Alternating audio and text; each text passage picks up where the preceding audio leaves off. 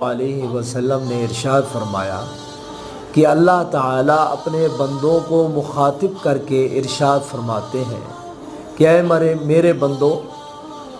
تم اپنے آپ کو میری عبادت کے لیے فارغ کر دو۔ اگر تم ایسا کرو گے تو میں تمہارے سینے کو غنا سے بھر دوں گا اور تمہاری ساری ضروریات کو پورا کر دوں گا۔ اور اگر تم ایسا نہیں کرو گے، یعنی دنیا کے کاموں کو چھوڑ کر میری عبادت کی طرف متوجہ نہیں ہوگے، تو پھر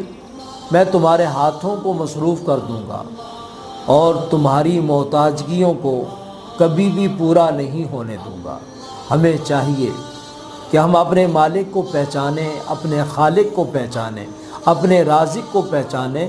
اور تمام عبادات کم از کم 5 وقت کی نماز تو ہم جماعت سے